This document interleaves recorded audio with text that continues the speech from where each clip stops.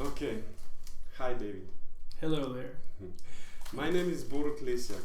I'm a creative healer and the translator of the book Healing by David Elliott, author, teacher, and healer. How do you say healing in Slovenia? I say целение. Okay. David graciously agreed to give an interview about his book and his work, even though his schedule is quite busy here in Verona, where he's currently teaching one of his international workshops called Healer's Training. So thank you for coming, and it's really great to have you here. And before we talk about your book Healing, would you like to say a few introductory words about you and your work?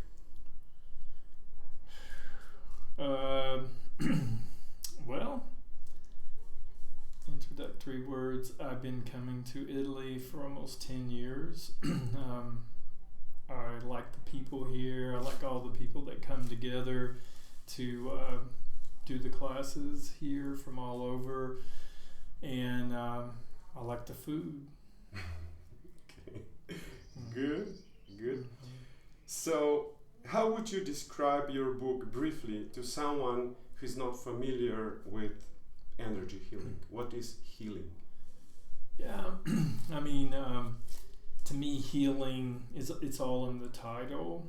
Even though many people in the publishing world discourage me from using a general title like healing, they wanted me to use, a subtitle and other more descriptive, descriptive or descriptions of the book. And so, but I stuck with the word healing because to me, everybody needs healing, and I felt like that word really could imply so much. Okay. Okay. And who do you believe can benefit from reading Healing, and in what ways? Well, I mean, of course, I believe everyone can benefit from working with the book, not just reading it, but thinking about it, applying it, doing the exercises. I mean, I feel like that probably I put 20 years of study into all of the diagrams, every word in it, starting with the concept of self-love and how if a person has a connection to self-love inside themselves, how it creates this whole healing stream, whereas if a person doesn't have self-love, it's going to create this other kind of road to illness. Okay, and with this abundance of books about energy healing and spiritual healing out there, what's the difference? This one's the best. No, I think honestly, it's very specific. I have worked with, lots of people over 25 plus years of healing work with individuals, and so everything I've learned has gone into this book, and even the first book, The Reluctant Healer. So yeah, that might be coming soon after the first translation. Breathwork is the fundamental tool you describe in the book. Everybody who does a session of breathing experiences deeply positive effects immediately, but how can we ever present this simple yet powerful technique to those who live under stress and are chronically lacking time? Well, I mean, the most stressed out, busiest people I know, as I always say, these people, everybody I know waste at least 7 minutes a day, many times So I created an introductory meditation that's only 7 minutes long, and that if people do this one time a day, a few times a week, they can start to change how they are looking at things, and just the simple action of breathing can decrease stress levels tremendously. Yeah, I attest to that. Yeah. Yeah, that's true. So do you believe that human beings must ultimately choose healing, or we can exercise our free will and just do whatever we want? Ask me that question again. Yeah, do you think that we will all end up choosing to heal ourselves, or some may choose a different path? Yeah, I think people choose a different path all the time. And, if people choose healing, then more than likely they're ready to address that something's not working. Whereas people that may be resistant to change or to heal or to shift a perspective, their conditions may not change, so they potentially would not heal. Or I know a lot of sick people who are pretty rigid and don't want to change and hold their perspective, and nothing really shifts. They don't have a change in their reality. Mm-hmm. So what do you believe is the first step for us towards sustainable healing and a balanced exchange with Mother Earth and the universe? Well, the first thing I tell people who want to deepen their relationship with Mother Earth, who want to create more exchange with Mother Earth, is to go pick up trash and do simple things like, take care of a plant, take care of something more connected to Mother Earth than maybe their pain or their emotions or their mind. So as we take our focus off of ourselves and start to put it on something else, such as picking up trash, it can change us and kind of create a situation where some grace or some good energy can flow back to us very subtly, but oftentimes profoundly. Yeah. So, just a couple more questions. Okay.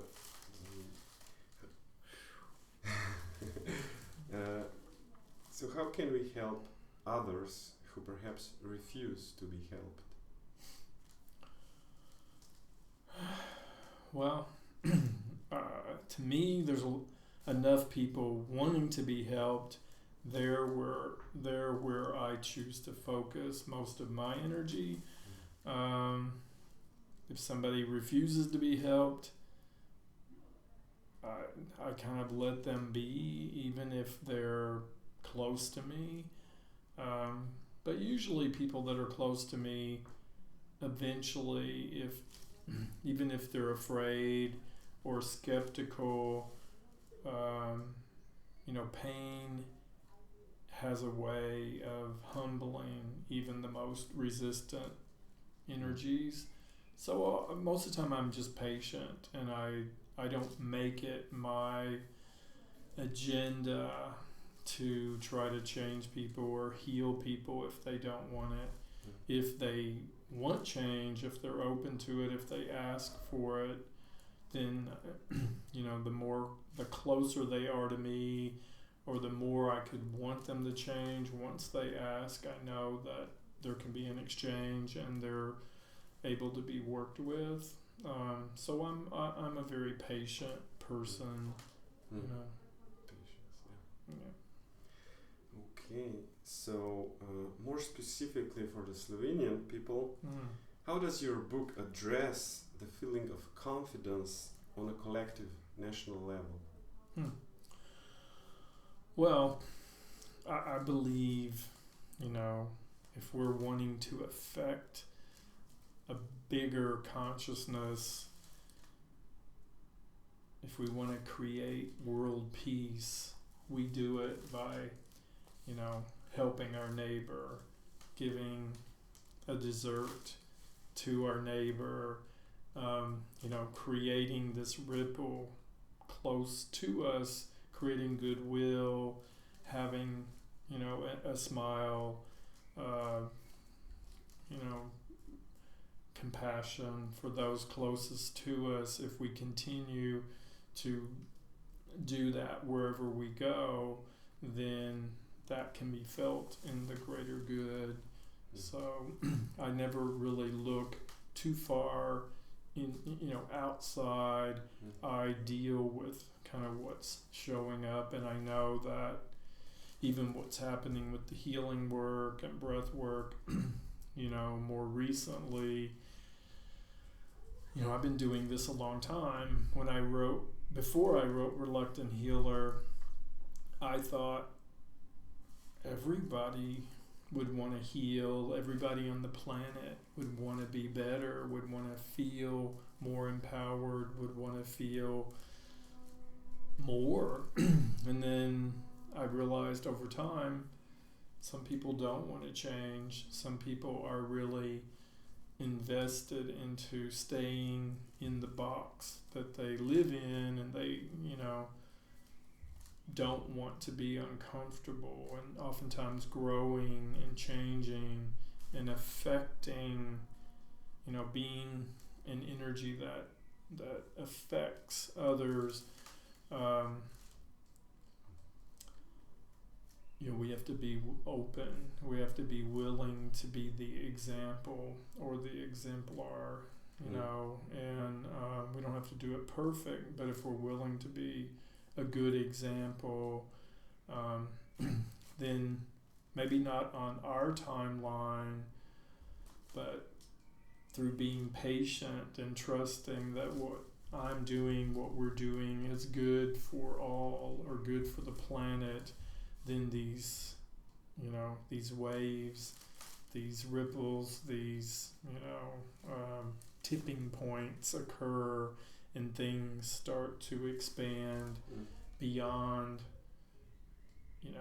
even our cognition. Things start happening. So that's what I've been recognizing in the last 3 or 4 years in particular, that there's this change in consciousness that's really embracing breath work, healing consciousness, the power in creative expression, the power in choosing to help Mother Earth, and how our own personal healing can come through that. And so, I'm seeing these beliefs that I've held for a long time starting to root and grow fruit, more easily right now than many years ago. Even though I worked what I think is the same way, it's suddenly, sometimes, and I'm not even saying this so much for myself, but sometimes we can be a little bit ahead of the curve. But that's the importance of being patient, because if we're patient and we really believe in something, like growing a tree, it doesn't grow overnight, but if it's worthwhile, it may take a while to root, to get solid, to start to have the clarity of imagery and consciousness around it for other people to engage with it. So. That's nice to hear. Okay, so now something that is very much in line with what we're experiencing here in this workshop. Is there anything in the book about parenting and working with children? I mean, to me, the whole book is about parenting and working with children. That may be as simple as working with the child inside of ourselves. You know, to me, if we're in touch with our own ability to generate love, and we have an understanding of what self-love feels like moving through our being. You know, there's no guarantees that we'll be doing life perfectly, but there's a higher percentage that we're going to be more conscious as parents, as people, demonstrating how to be in relationship, to be as teachers, whether that's for our own children or for others, you know, to be able to be a guide for others because we have peace and love inside of ourselves, and enough moving through us that we can share it with, you know, those around us, and have an abundance of it so that it's growing as a natural vegetation, you know, as part of our yard and our garden and with our pets and our children and our family members and our neighbors and their neighbors, and that it's something that's spreading, you know, as energy, but maybe even visually affecting the vegetation, affecting the way the birds sing, affecting the way the elements move around us, whether that's the wind or the rain or the sunshine or Mother Earth. Yeah, that's right. So, in one intuitive sentence, why would you recommend your book, Healing? One intuitive sentence. Well, you know, again, I would just say, if you need healing, read Healing, you know, because I can, you know, promise that there's a path, you know, there's these diagrams and this easy to follow description, prescription, if you want to say, that, you know, can really cause a person to think and examine ways that they can work on themselves. Thank you. And on a lighter note, firstly, thank you for making your knowledge and your experience available, globally available. And I'll be reopening my healing sessions in Slovenia later this year. Do you have any suggestions for me about that? Just have fun and trust the work you're doing, that you've learned enough, you know enough to trust that you can help people, and that the word will spread and it'll grow. And sometimes, you know, maybe in Slovenia, Croatia, even moving into Italy, Serbia, and these other areas in between, that, you know, people are ready for more, ready to heal more, ready for some change, ready to confront more, ready to open up, ready to have more love, ready to have more tools, and that it can be easy, that you know, have put a lot of work into developing yourself, and it's time for it to, you know, feel supported. Would you like to finish by adding anything? I'm happy. You're happy? I'm good. Okay, so thank you so much for taking your time